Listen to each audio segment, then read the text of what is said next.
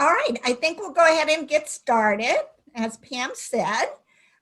So we're here today, excuse me, to hear Pam Ostrowski, the author of It's Not That Simple, Helping Families Navigate the Alzheimer's Journey.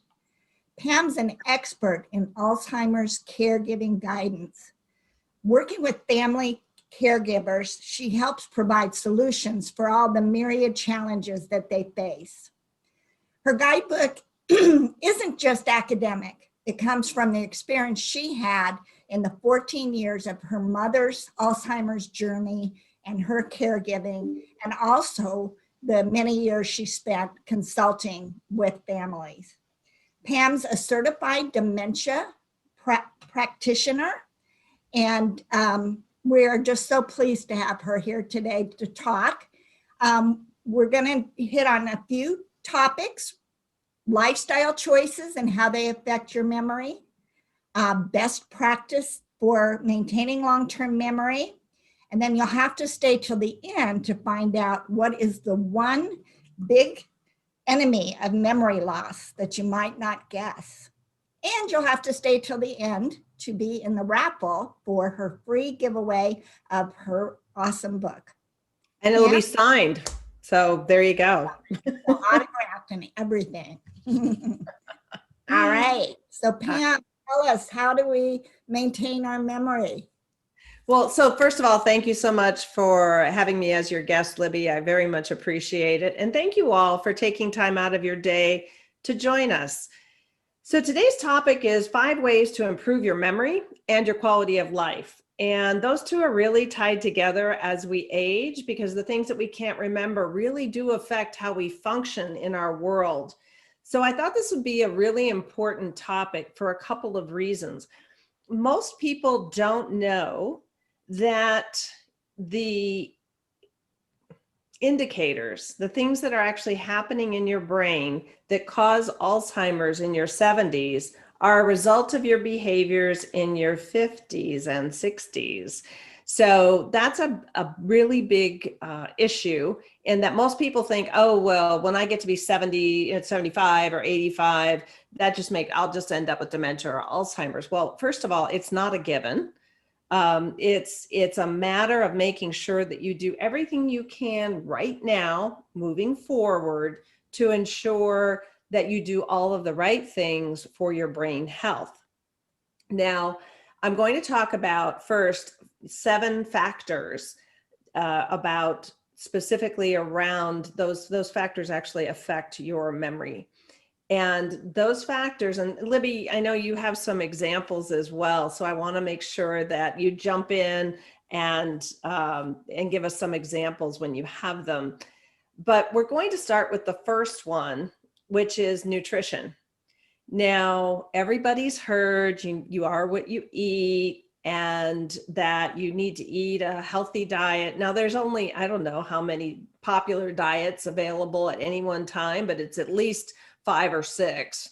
And one of the challenges with that is just making sure that we have a limited number of toxins in our foods, that we're eating healthy, we have plenty of fiber and good content of quality of vitamins in our food. And one of the reasons why I started to have the conversation with my parents, specifically my dad with my mom there, about them and their memory issues, was that I opened the refrigerator when I came to visit, and there were no fruits and vegetables. I opened the freezer and there were White Castle frozen hamburgers, French fries, and then maybe there was milk in the refrigerator, and then some Raisin Bran. And that was what they were eating. So Mom had no fiber, and she was always the cook. And so the nutrition level there was very poor. And I said, Dad, if you can't increase the nutrition level here, then we really need to look at a senior care community where they're going to feed you, and a nutritionist is going to make a custom menu for you, and that's the right avenue.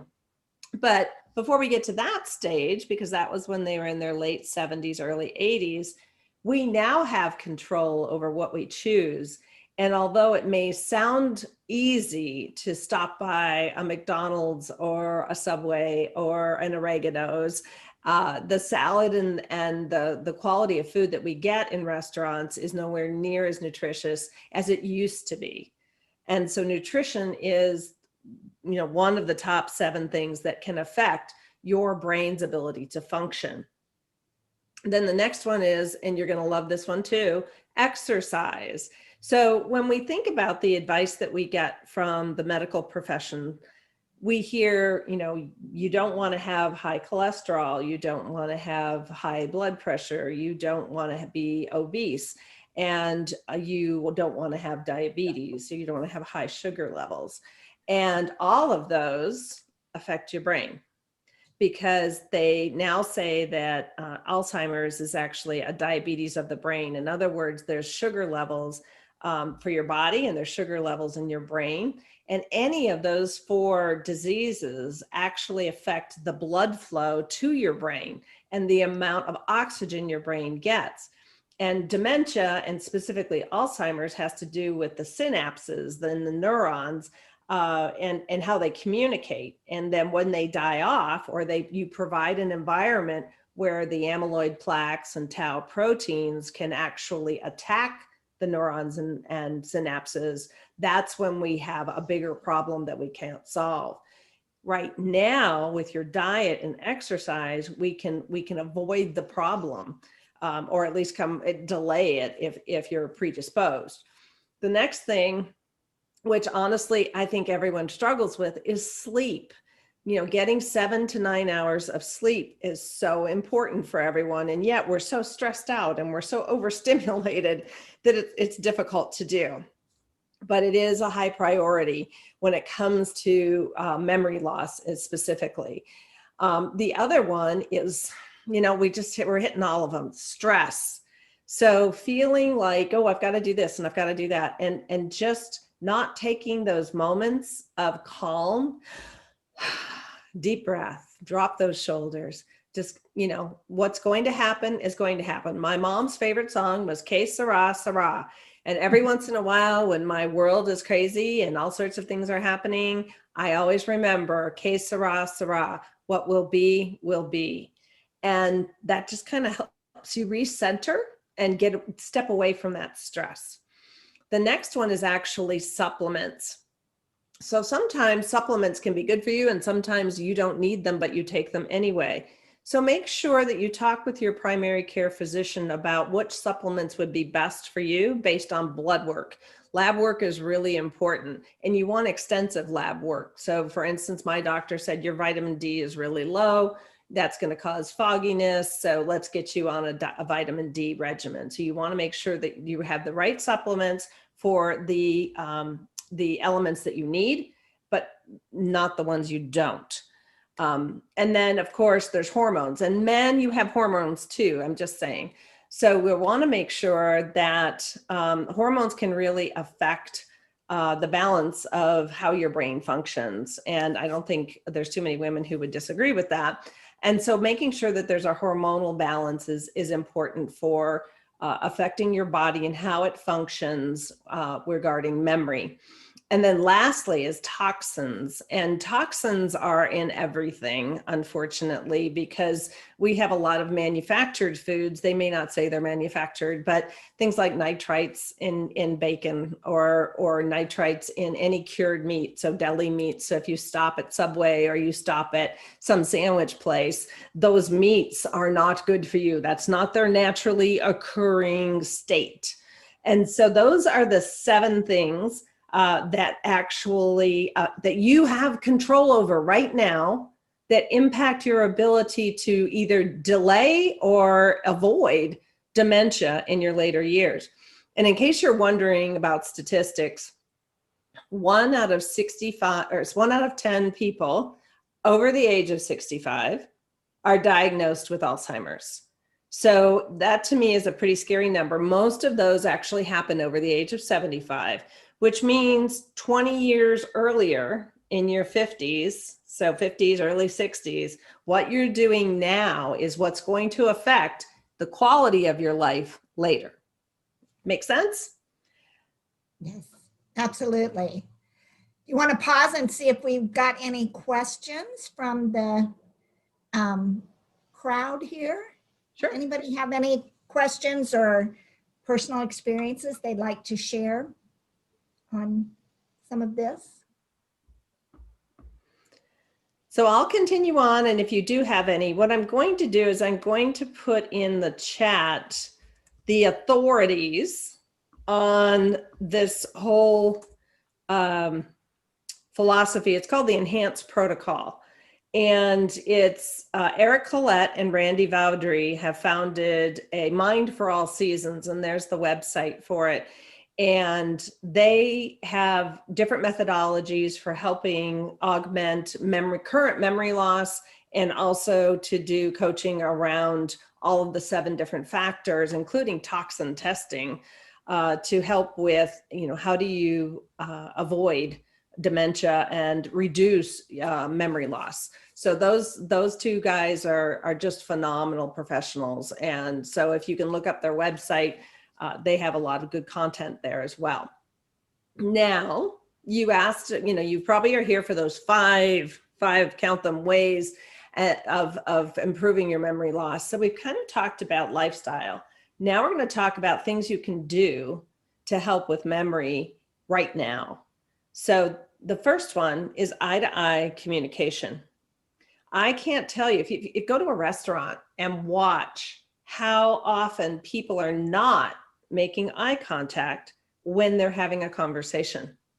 And if you think about it, if you're at home and say you have a family or friends over, you're chopping vegetables, people are talking, there may be music or TV in the background. There's no focus, right? You're not paying attention to what an individual is actually saying. Now, I know that we would love it if multitasking were a thing, but it's not. Your brain cannot do 2 things at one time.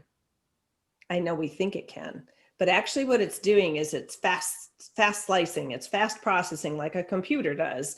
And it's looking at, okay, there's that. Oh, we got to come back over here. So it's constantly shifting.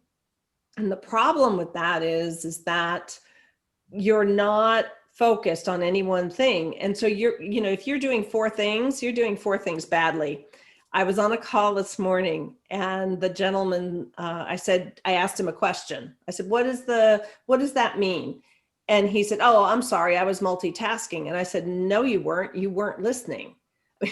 Which he wasn't prepared for that because he doesn't know that I do this. So it was pretty funny because I said, you can't be reading an email and listening to me at the same time. You just can't do it. You can hear. There's a difference between listening and hearing. So he could hear me talking. His brain might have been saying, she's saying something about this. But until I said his name, his brain didn't say, oh yeah, we got to talk. We're also doing this. And so I had to call him back and get his attention. And then he had to focus on what I was asking.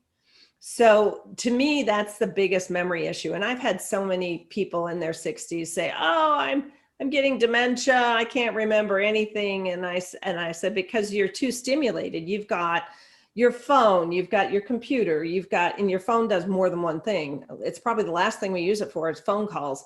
It can text, it can voice message. You've got everything going on with your calendars and your scheduling. And there's just so much stimulus at this point that you're constantly looking at something. And the problem with that is that you capture nothing. And actually, and Libby, you and I had talked a bit about this, how computers and the internet and how information is presented, including your mobile phone, are changing how the brain is wired. Did you want to elaborate on that? Well, so that's one of the things I keep hearing is that being so focused on our phones, getting those short blurbs, I can read just a little news here and a little news about that. And all these little pieces, our attention spans are shorter. We just have a lot less focus. So it was really interesting to hear from you that change potentially as part of, getting dementia or Alzheimer's later, because the brain is just not able to focus anymore. So yeah, so I've been trying to stay off my phone a little more since we talked. It's really about giving. So that is the next. So it's eye-to-eye communication when you're having a conversation with someone. The next thing is visuals. So when we talk about something, especially if someone has memory issues, to be able to say, that this pencil is really important to me and I want to make sure that we keep track of it. So you're making eye-to-eye contact and you're using a visual of whatever it is that you're talking about. And it could be an important document, it could be any object, a photo, whatever it might be that you're talking about, anytime that you can use a visual. And that includes things like, Libby, when you're talking with your clients about a specific document, to pull the binder down and say, this is what it looks like. And I'm sure that you do that. This is what it looks like. This is the information that's included. The eye goes, ooh, okay, an advanced directive. I wonder what that is. And it's able to, the more senses that you have involved. So we have our eyes, so visual, and there's 4 different ways people learn and communicate and assimilate information. It's visual, audio, read, write, so kinesthetic, and then kinesthetic. So read, write kind of fits into the kinesthetic as well, but it's a matter of actually seeing something and reading it versus just visualizing it. Like if you wrote the word boat and then you saw a boat and then you said boat, those 3 things together would pull together a much stronger memory in your long-term memory than you just watching a boat go by and not doing anything. So that's the other thing, is that the more senses that you can engage when you need to memorize something.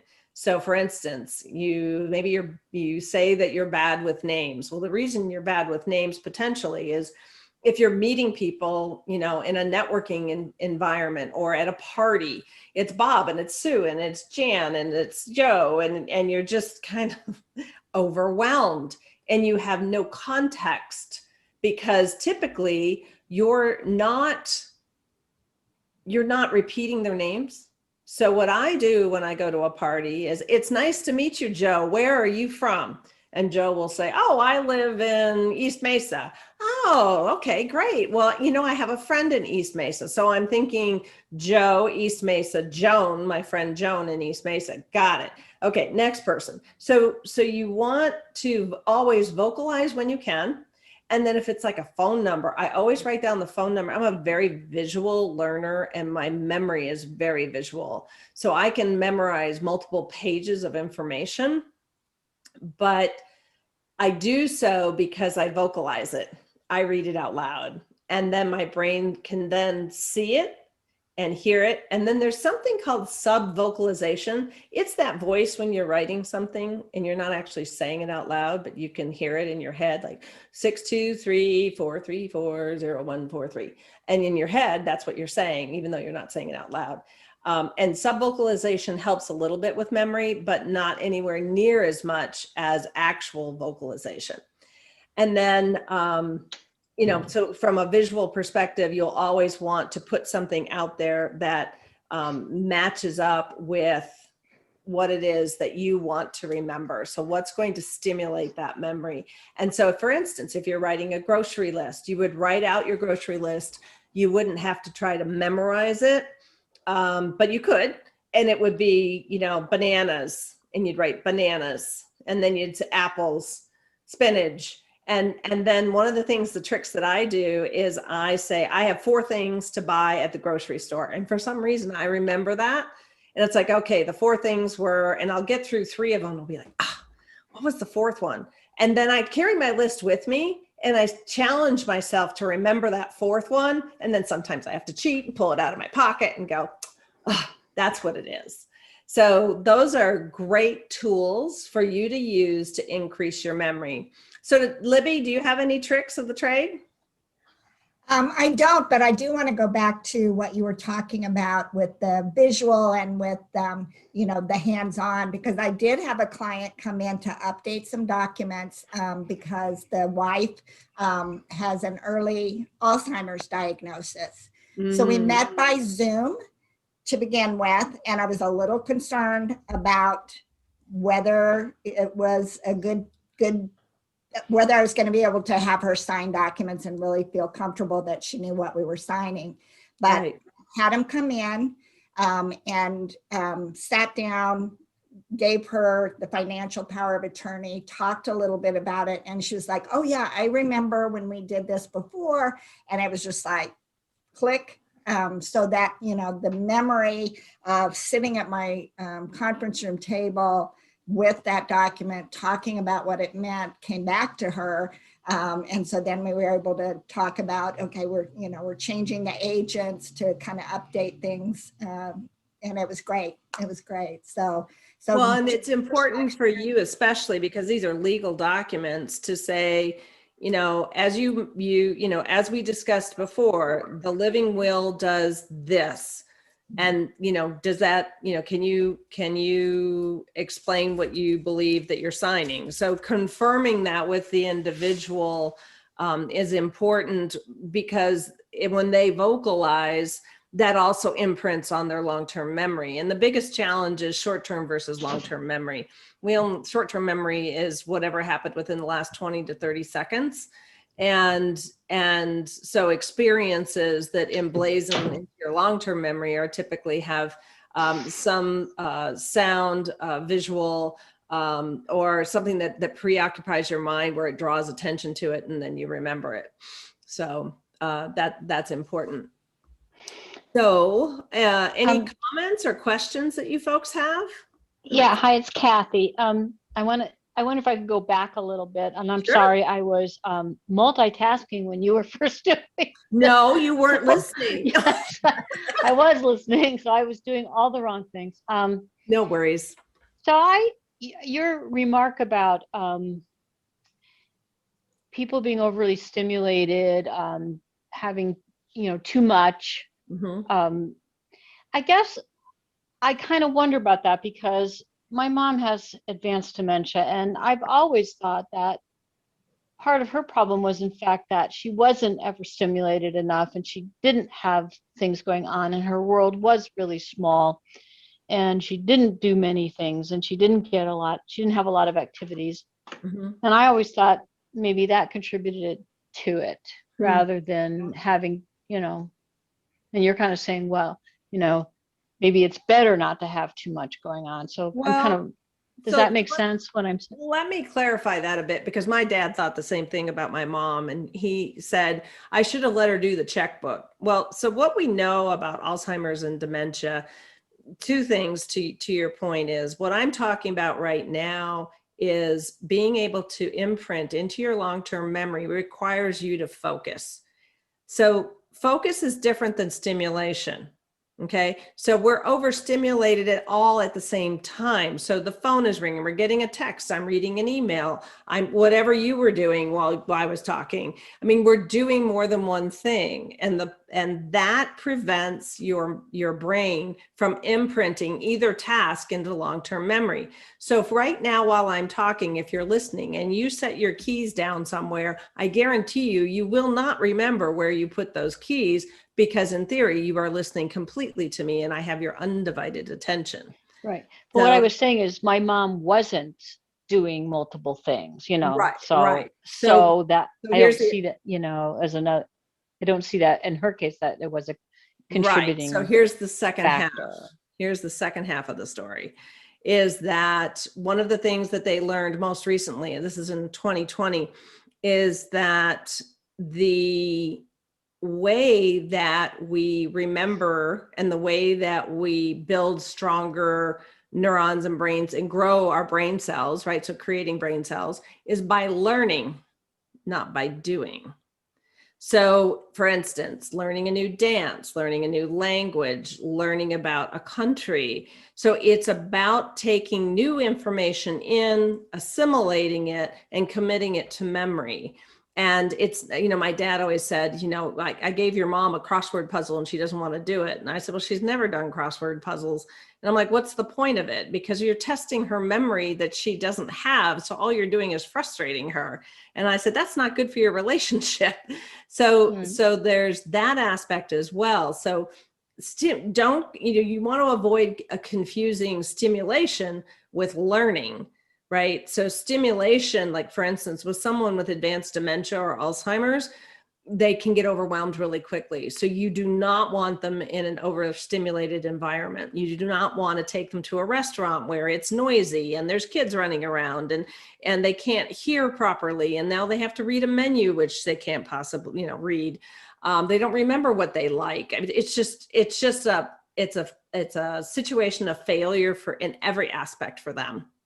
And so ultimately, you want to be in a calm place where you can enjoy a meal, and that could be at your home. And it's all about separating what happens to us in our 40s, 50s, and 60s impacts who we are in our 70s and 80s.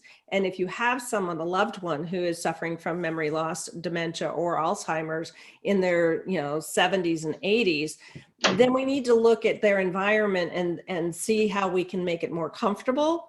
There is no cure for Alzheimer's. There's no way to get those synapses and neurons functioning again. They're dead. And so now it's a matter of how do we communicate with this individual? And I actually have a webinar tomorrow evening or afternoon, at 3:00 Mountain Time. If you're interested in that, I can send you the link that talks about how do you communicate with someone with advanced memory loss? How do you make their lives full? But, right now we really want to focus on what can you do now to improve your quality of life later. So again, just to reemphasize, stimulation is different than learning. And so when we're overstimulated, what happens is we just don't remember things, and we blame, oh, well, I must be getting dementia, or, we make some broad generalization, when in effect, it has to do with the fact that we're not focused and we're not paying attention to what we're doing, and we're not using visuals and vocalization and audible to help us commit things to long-term memory. Does that clarify the difference for you, Kathy? Yeah, it does. Thank you. Good. You're very welcome. And my heart goes out to you about your mom. I've lived that. Thank you. So any other questions before we disclose the secret? So the third thing that we're going to talk about is the one enemy of memory loss that you'll never guess. Does anybody have any guesses? Can you throw something in the chat? Does anybody have any guesses to what the enemy of memory loss is? No guesses, really? Okay, well, I'm going to give it away. Variety. So changing things up. Now, one of the things that you would think, and I work with the Summit at Sunland Springs Memory Clinic with their support group. These are individuals who have started to show memory loss issues, and we are working with them to help them have the right tools to build and reinforce what memory they do have.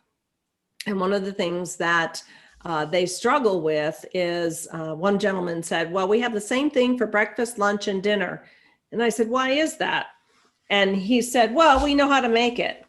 So what I challenged them to do is to do something different each week, learn something new. One of them learned a new game, which is a great idea.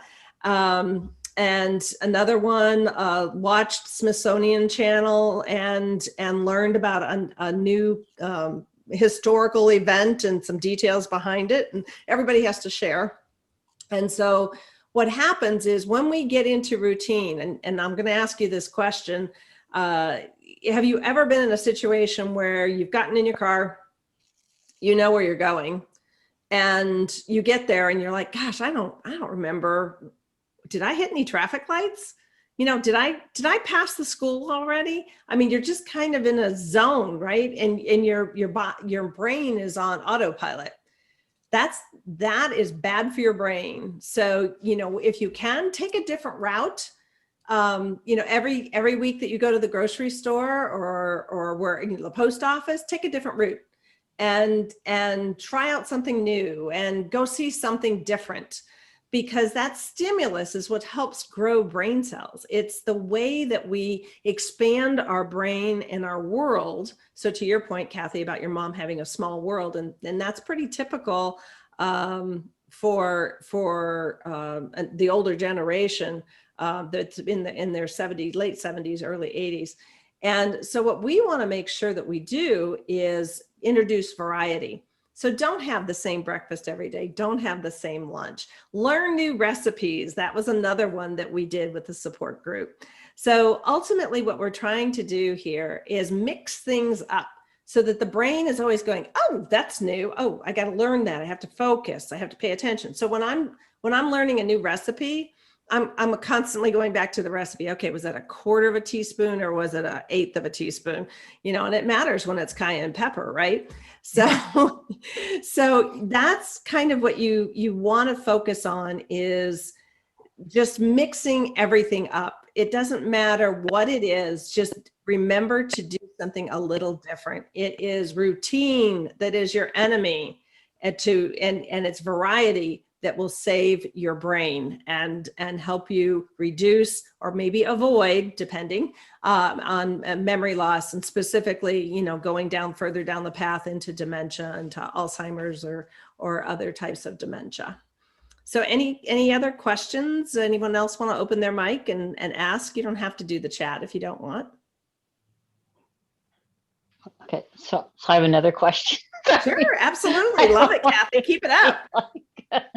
So do you think like certain types of people are less prone, like when you're talking about learning new things and varieties? One thing I feel I'm very strong at is that I'm a very creative thinker, in a way, in that I'm a very creative problem solver, and I'm always thinking outside the box. Mm-hmm.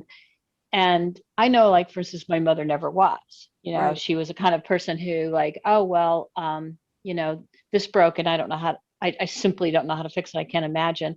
And I would go over and I'd go, well, all you need to do is, try this, and do you think like people who have that creative thing, or sometimes are maybe less prone, who, because they are always using parts of their brain that. The odds are in your favor, let's put it that way.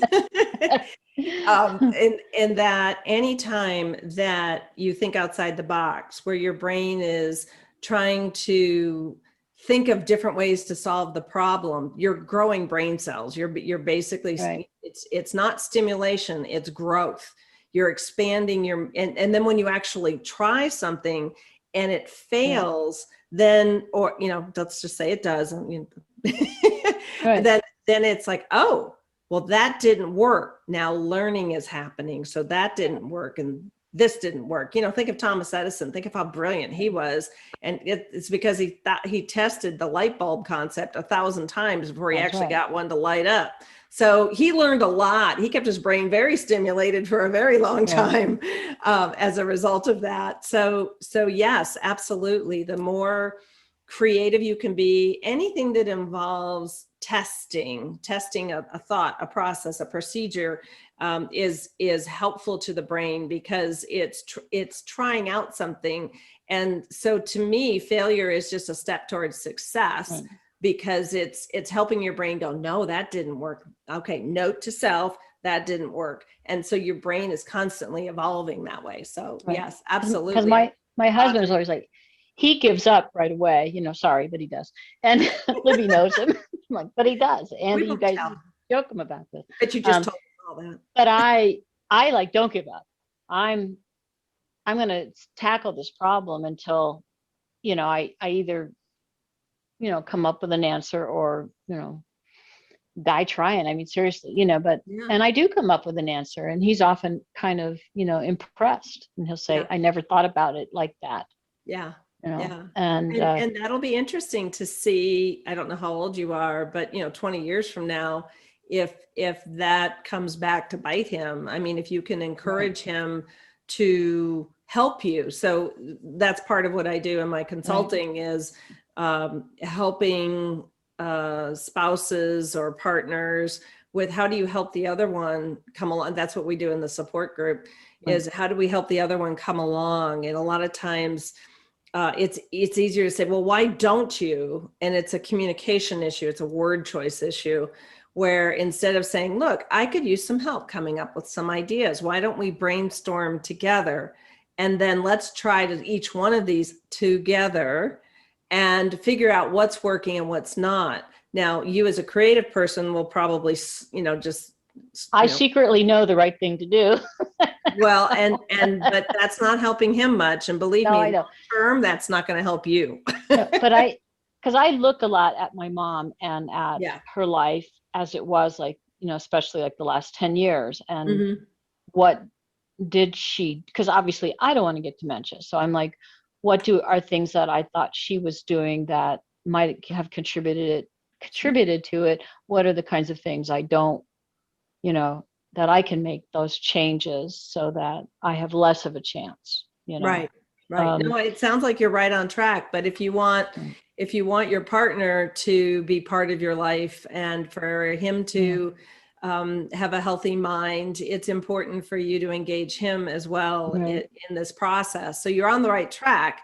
Now bring as many friends and partners and as many people as you can along with you, because it's so easy to step back and say, you know what, I'm just going to have peanut butter and jelly because it's easy, or I'm just going to have my usual salad. And the problem with that is that it doesn't stretch the brain. So the lazier, I hate to use that word, but the lazier we are, the less experimental we are, the less we use our brain. So the whole thing is to use your brain in efforts to learn new things, to explore the world, to understand it differently, to see new perspectives, and to view things differently.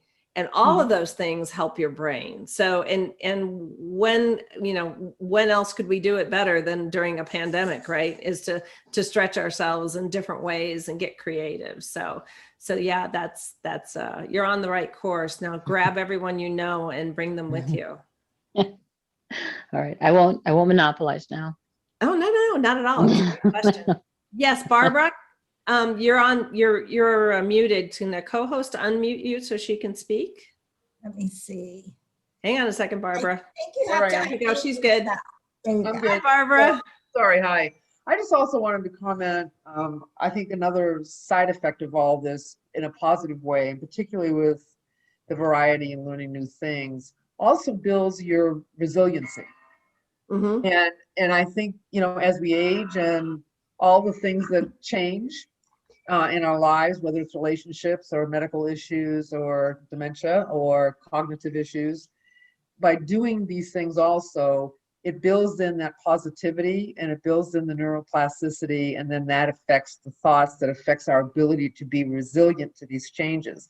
Yes. I mean, we're all going to get older, we're all going to die, and hopefully being able to be resilient not only helps you, but it also helps your partner, helps your family, right? For some of the things that you face as we get older. So and that's an excellent point, because go ahead, sorry. I just said they're connected. Yes, absolutely. That's exactly what I was going to say, that resilience is a result of dealing with big changes, and dealing with big changes requires creativity. So Kathy's good.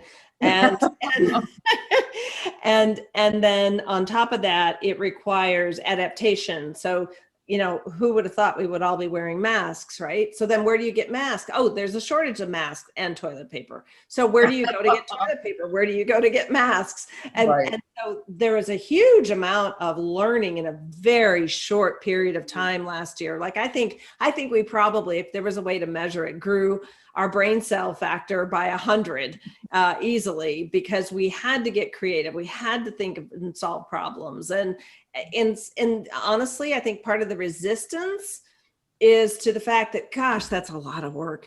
Gosh, and so there's that sense of being overwhelmed and, I have to change and I have to think. Right. And it's like, yes, and this is all good for your brain. So just keep doing it. So very good point. Yeah, and I think to Kathy's point, if I look at my friends who are wanting to learn or try new things or whatever, they are resilient. When I look at my friends or my family members that don't like change, don't want to try anything new, blah, blah, blah, they are not resilient, Very And- closed down. Yeah. very closed down. And then it makes those changes. And the changes aren't always bad. Sometimes they're very good, but they're not even open to that. Right. So it's just an interesting thing to observe. Yeah, it is. It's fascinating, but it's also the more that we can spread this message to more people, the more companions, healthy companions that we're going to have in our lives as we age. So it's an important message to carry forward for sure. Anyone else want to open up their mic, or we can open it for you if you have any questions? Thanks, Barbara. Thank you.